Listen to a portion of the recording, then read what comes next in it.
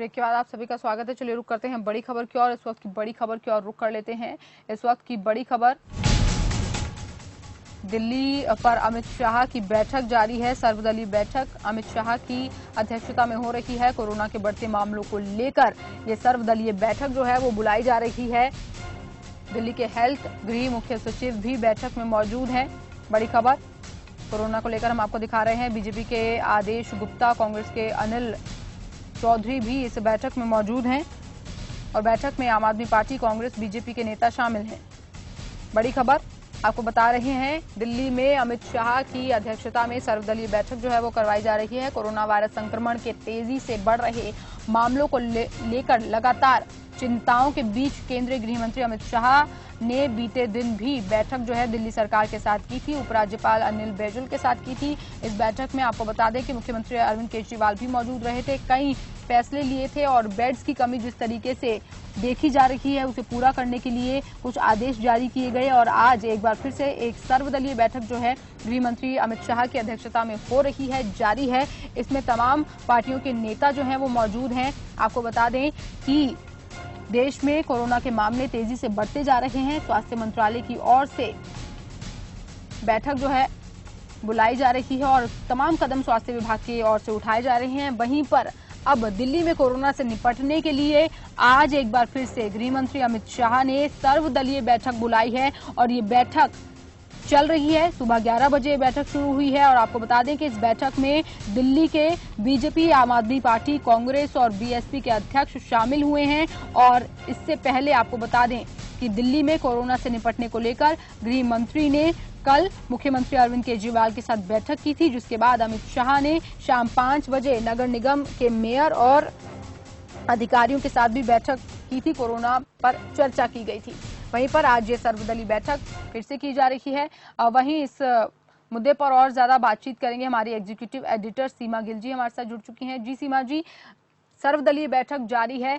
अब corona virus के आंकड़े जिस तरीके से दिल्ली में बढ़ते जा रहे हैं, उन बढ़ते आंकड़ों ने केंद्र सरकार और दिल्ली सरकार की चिंता को बढ़ा दिया है और इस बिगड़ते हालात को देखते ही आज एक बार फिर से ये सर्वदलीय बैठक जो है वो की जा रही है। बिल्कुल शगुन, जिस तरीके से दिल्ली में पॉजिटिव केस बढ़ रहे हैं और डेथ नंबर्स भी काफी ज्यादा हो गए हैं, तो उसको लेके सभी लोग चिंतित हैं। और ये मुझे एक बहुत अच्छी शुरुआत लग रही है कि केंद्र सरकार और दिल्ली गवर्नमेंट जिस तरीके से मिलकर एक प्लेटफॉर्म पे एक साथ आए हैं, ये हम सबके लिए खुशी की बात है। क्योंकि दिल्ली में अगर हालात पर नजर नहीं रखी गई, तरीके नहीं निकाले गए बचाव के, तो ये इसकी जो स्थिति है वो भयानक हो सकती है। तो अभी जिस तरीके से सेंट्रल गवर्नमेंट में गृह मंत्री अमित शाह जी की अध्यक्षता में इन लोगों की मीटिंग चल रही है अभी, जिसमें दिल्ली गवर्नमेंट के कंसर्न लोग हैं, बाकी तमाम दलों के नेता हैं, तो ये एक अच्छी शुरुआत है। और मुझे लगता है कि अगर इस तरीके से सभी लोग मिलकर एक साथ इस लड़ाई में एक साथ सामने आते हैं, तो ये हमारे पास एक अच्छा विकल्प है कोरोना से लड़ने के लिए। मैं इसको बहुत अच्छा मान रही हूँ और हम सब लोग को इसके लिए अप्रिशिएट करना चाहिए। वाकई ये कदम जो है केंद्र सरकार की तरफ से, दिल्ली सरकार की तरफ से बधाई के लायक है। जी सीमा जी, जैसा कि आपने कहा कि बेहद ही ये एक अच्छा कदम है, पॉजिटिव कदम है, क्योंकि जिस तरीके से दुनिया भर में कोरोना वायरस के आंकड़े जो हैं बढ़ते जा रहे हैं, भारत की अगर बात करें तो 3 लाख के पार ये आंकड़ा जो है पहुंच चुका है और वहीं पर राजधानी दिल्ली में भी लगातार आंकड़े बढ़ते जा रहे हैं। महाराष्ट्र के बाद राजधानी दिल्ली में ही आंकड़े सबसे ज्यादा जो हैं वो बढ़ रहे हैं, जिसे लेकर व्यवस्थाओं को दुरुस्त करना बेहद जरूरी है ताकि लोगों को इस संक्रमण से बचाया जा सके। वहीं पर जैसा कि आपने कहा कि पॉजिटिव ये कदम जो है वो केंद्र सरकार की तरफ से उठाया गया है, जिस तरीके से दिल्ली में आंकड़े बढ़ते जा रहे हैं लोगों की सुरक्षा के लिए। वहीं पर बीते दिन जो बैठक हुई थी उसमें अरविंद केजरीवाल ने भी ये कहा कि बैठक बेहद ही सकारात्मक रही है और अब हम केंद्र सरकार के साथ मिलकर इस कोरोना की लड़ाई को लड़ेंगे। बिल्कुल, जिस वक्त अरविंद केजरीवाल जी का ये स्टेटमेंट आया था वो बड़ा सकारात्मक था और एक अच्छी मुझे शुरुआत तभी से लग रही थी कि चलो कम से कम केंद्र सरकार और दिल्ली सरकार के बीच में एक सामंजस्य जिस तरीके से स्थापित होना चाहिए था उसकी शुरुआत हो रही है। क्योंकि पिछले 2 महीने में आपने देखा है कि किस तरीके से तमाम राज्य सरकारें आपस में एक दूसरे से लड़ रही थी। केंद्र और जो दूसरे दलों के जो सरकारें हैं विभिन्न राज्यों में, वो आपस में ऐसा लग रहा था जैसे विरोधाभास की स्थिति में खड़े हुए हैं। और कोरोना जैसी लड़ाई से आप कभी भी एक दूसरे के अगेंस्ट ब्लेम गेम करके नहीं जीत सकते। इसके लिए हम सबको एक प्लेटफॉर्म पे आना पड़ेगा। और अरविंद केजरीवाल ने जब ये स्टेटमेंट दिया तो एक अच्छी शुरुआत लगी हमें और दिल्ली के लोगों को। सब लोग ये उम्मीद कर रहे हैं कि किसी भी तरीके से इस परिस्थिति से बाहर निकला जाए। और इस पे, क्योंकि दिल्ली एक ऐसा राज्य है जहां पर केंद्र भी है, एनडीएमसी भी है, एमसीडी भी है, दिल्ली गवर्नमेंट भी है।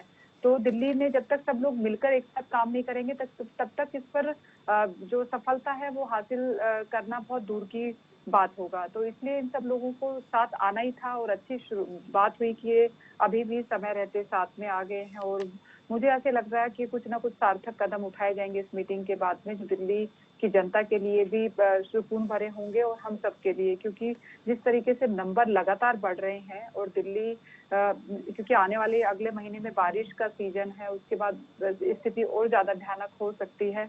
तो उससे पहले अगर कुछ भी इस तरह के तमाम इंतजाम किए जा सकते हैं जो सरकार की तरफ से होना चाहिए, केंद्र सरकार की तरफ से होना चाहिए, तो वो उस पर शुरुआत होनी चाहिए। जी, वही सीमा जी, आज ये भी खास बात है कि कल दिल्ली सरकार के साथ उपराज्यपाल के साथ जो है बैठक की गई थी और उसमें तमाम चर्चा की गई कोविड-19 को लेकर, किस तरीके से बचाव किया जाएगा, किस तरीके से व्यवस्था को दुरुस्त किया जाएगा। लेकिन आज यहाँ पर दिल्ली में तमाम जो पार्टियां हैं, आम आदमी पार्टी, कांग्रेस, बीजेपी और इन पार्टियों के अध्यक्षों को भी बुलाया गया है सुझाव देने के लिए किस तरीके से दिल्ली में कंट्रोल किया जा सकता है कोरोना वायरस को लेकर। बिल्कुल शगुन, ये बात एक्चुअली में ये बड़ी अच्छी बात मुझे लग रही है कि सर्वदलीय लोगों की अध्यक्ष के साथ में बैठक हो रही है और केंद्रीय गृह मंत्री की अध्यक्षता में हो रही है। क्योंकि जनरली आप देखेंगे जिस तरीके के स्टेटमेंट पार्टी के जो तमाम पदाधिकारी हैं उनकी तरफ से आते हैं, बड़े चिंताजनक होते हैं। कई बार हमें लगता है कि ऐसे लग रहा है कि वो कोरोना से कम और आपस में ज्यादा लड़ रहे हैं। तो सभी दलों को एक साथ एक प्लेटफॉर्म पे लेके आना बहुत जरूरी था और ये बड़ी अच्छी शुरुआत की है दिल्ली में। मैं वाकई बहुत खुश हूँ और मुझे ऐसा लगता है कि इससे क्या एक मैसेज जनता में जाएगा, क्योंकि जनता को अभी समझ में नहीं आ रहा था कि वो किसको फॉलो करें। अब बीजेपी कुछ बोल रही है, कांग्रेस कुछ बोल रही है, जो जिस पार्टी की सरकार है वो कुछ बोल रही है, विपक्ष कुछ बोल रहा है। तो इससे क्या होता है, जनता कई बार भ्रमित हो जाती है, उसको समझ में नहीं आता कि हम किधर जाएं और क्या करें। अगर सब लोग एक सुर में एक साथ एक टारगेट के साथ आगे बढ़ते हैं तो इसमें वाकई ये बहुत ही सकारात्मक पहल है और हम सबके लगता है कि इससे हम कहीं ना कहीं अपने मकसद को पूरा कर पाएंगे। हमें जो जहां हम टारगेट पे पहुंचना चाहते हैं वहां पे पहुंच पाएंगे। क्योंकि कोरोना की लड़ाई किसी एक की लड़ाई नहीं, हम सबकी लड़ाई है। इस सबका प्रभाव हम सब पर पड़ने वाला है, वो बीजेपी हो, कांग्रेस हो। क्योंकि कोरोना का अगर वो इन्फेक्शन किसी व्यक्ति को होता है तो ये देख के नहीं होगा कि आप किस पार्टी से बिलोंग करते हैं, किसकी सत्ता है, यहाँ पर कौन विपक्ष में बैठा है, वो कोई भी उससे प्रभावित हो सकता है। तो इसलिए हम सबको एक प्लेटफॉर्म पे आना ही चाहिए था। देर हुई है लेकिन देर आए दुरुस्त आए। मुझे लगता है कि एक अच्छी शुरुआत है ये आज। जी सीमा जी, जैसा कि आपने कहा कि एकजुटता की बेहद ज़रूरत है और बार बार यही बातें कही जा रही थी कि देश जब तक एकजुट नहीं होगा तब तक कोरोना को हरा नहीं पाएगा। और ये भी एक अहम बात है कि कोरोना किसी को देखकर नहीं होगा, ये किसी भी व्यक्ति को हो सकता है। और वहीं अगर सीमा जी, आपको याद होगा कि कुछ दिन पहले सीएम अरविंद केजरीवाल ने भी अपने भाषण में यही बात कही थी कि जनता को हम राजनीतिक पार्टियां क्या दिखा रही हैं। जनता, लोग जब टीवी देखते हैं, मीडिया को देखते हैं, तो वो टीवी पर हम लोगों को आपस में लड़ते हुए देखते हैं, तो उसमें एक क्या मैसेज जनता के बीच में जा रहा होगा कि ये राजनेता मेरे लिए क्या कुछ कर रहे हैं। ये तो आपस में एक दूसरे पर आरोप प्रत्यारोप लगा रहे हैं। ऐसी महामारी के दौर में भी जहां पर इन सबको हमारा बचाव करना चाहिए, यहाँ पर एक दूसरे के ऊपर आरोप प्रत्यारोप लगाए जा रहे हैं, राजनीति की जा रही है, सियासत की जा रही है। तो जनता की नजर में भी एक पॉजिटिव इम्पैक्ट आज इस सर्वदलीय बैठक के बाद दिल्ली की जनता में खास करके देखा जाएगा। बिल्कुल शगुन, जब आप देखिए कोई भी सरकार होती है, उस सरकार सत्ता में जो होती है उसके साथ साथ विपक्ष की भी कुछ जिम्मेदारियां होती हैं। तो आप पिछले तमाम 2-2.5-3 महीने में जिस तरीके से हम कोरोना से लड़ रहे हैं, प्रधानमंत्री जी जब बैठक करते हैं सर्वदलीय सभी सीएम के साथ में, तो वो जिस तरीके से बात करते हैं, उसके जस्ट बाद में जिस तरीके से पॉलिटिकली लेवल पे स्टेटमेंट आने शुरू हो जाते हैं, तो जनता को समझ में नहीं आता है। क्योंकि ऐसा नहीं है कि जनता की तरफ से कोई कमी की हुई है, जनता की तरफ से पूरा सहयोग जहां जहां पर हो सकता था वहां वहां पर किए। उसके बहुत अच्छे उदाहरण हम देख सकते हैं कि जब प्रधानमंत्री पूरे देश की जनता को आह्वान करते हैं कि आप बालकनी में आ जाइए, तो जनता बालकनी में आ जाती है। वो कहते हैं कि दिए जलाइए, तो आप वो दिए जलाते हैं। लेकिन इसका मतलब है कि जनता की तरफ से कमी नहीं है, कमी हमारे लीडरशिप में है। अगर आप अपनी गुड इंटेंशन के साथ एक मैसेज देते हैं जनता को, तो जनता जरूर आपको सपोर्ट करेगी, क्योंकि हम सबकी लड़ाई है। अरविंद केजरीवाल भी आज वही बात बोल रहे हैं। पीएम जिस तरीके से मैसेज देते हैं जनता को, अरविंद केजरीवाल भी वही दे रहे हैं। लेकिन जब वो आपस में एक साथ होते हैं, आमने सामने होते हैं, तो ऐसे लगता है कि जैसे आप एक दूसरे के बिल्कुल अपोजिट हैं। आप एक दूसरे को मानने के लिए तैयार नहीं है, एक दूसरे पर ब्लेम गेम करते हैं, तब स्थिति खराब हो जाती है। जनता को समझ में नहीं आता कि वो जाएं तो जाएं कहाँ। अब अगर आप एक सुर में जब तक नहीं बोलेंगे, तब तक चीजों के सॉल्यूशन नहीं निकलेंगे। आप एक दूसरे में कमी निकालते रहेंगे, और ये टाइम जो है ये कमी निकालने का नहीं है, ये सॉल्यूशन निकालने का है। आज हमें सॉल्यूशन प्रोवाइड करने की जरूरत है, चाहे वो सरकार हो, चाहे विपक्ष में बैठी हुई पार्टियां हो। हम सबको तरीके निकालने हैं कि इससे कैसे बचा जा सकता है। अगर कहीं पे कोई सरकार चूक कर भी रही है, पहले तो आप उनको सुझाव दीजिए। अगर वो सुझाव नहीं मानती, तो आपके पास भी एक ऑर्गेनाइजेशन है, आपके पास बड़ा इंफ्रास्ट्रक्चर है। आप लोग अगर जनता के सच में वेलविशर हैं, तो आप उनके लिए क्या कर सकते हैं, उस पर काम कीजिए। ये नहीं कि अगर उन्होंने ये काम नहीं किया तो आप उसके अगेंस्ट में हल्ला करके सड़क पर उतर आइए, क्योंकि उससे कोरोना की जैसी सिचुएशन में परिस्थितियां और खराब होंगी। तो हमारे लिए सबसे बड़ी प्रायोरिटी यही है कि हम अपने विवेक का इस्तेमाल करें, हम सबके अंदर सामंजस्य स्थापित करें, और साथ में हम लोगों के लिए मार्गदर्शक के तौर पे काम करें। भड़काऊ भाषण ना दे, भड़काऊ बातें ना करें, ताकि लोगों का सिस्टम पे भरोसा बना रहे किसी भी तरीके से। जी, वहीं पर सीमा जी, यहाँ पर सीएम अरविंद केजरीवाल का भी एक पॉजिटिव एटीट्यूड जो है वो बार बार देखने को मिल रहा है, जनता के सामने आ रहा है। क्योंकि जिस तरीके से दिल्ली सरकार ने ये फैसला लिया था कि दिल्ली में बाहरी राज्यों के लोगों का इलाज जो है वो दिल्ली के अस्पतालों में नहीं होगा, तो उस पर जब उपराज्यपाल की तरफ से फैसला जो है वो कह सकते हैं कि पलट दिया गया। उसके बाद भी जब सीएम अरविंद केजरीवाल ने प्रेस कॉन्फ्रेंस की, तो उन्होंने साफ तौर पर कहा कि हम इस वक्त जो है लड़ाई नहीं करेंगे। जो भी केंद्र सरकार का फैसला आता है, जो भी एलजी का फैसला आता है, उसको पूर्ण रूप से उसका पालन किया जाएगा, उस आदेश का पालन किया जाएगा। तो कहीं ना कहीं सीएम अरविंद केजरीवाल का लोगों के सामने एक पॉजिटिव एटीट्यूड भी देखने को मिल रहा है। बिल्कुल शगुन, जैसे आप पिछले सरकार में देखेंगे कि अरविंद केजरीवाल और केंद्र सरकार, मोदी गवर्नमेंट के बीच में टकराव की स्थिति रही पूरे 5 साल। हर बार ब्लेम केंद्र सरकार पे डाल दिया जाता था। लेकिन इस बार जिस तरीके से सकारात्मक भूमिका में दिख रहे हैं अरविंद केजरीवाल जी, उससे काफी अच्छा लग रहा है, क्योंकि ये सब दिल्ली की जनता की भलाई के लिए हो रहा है।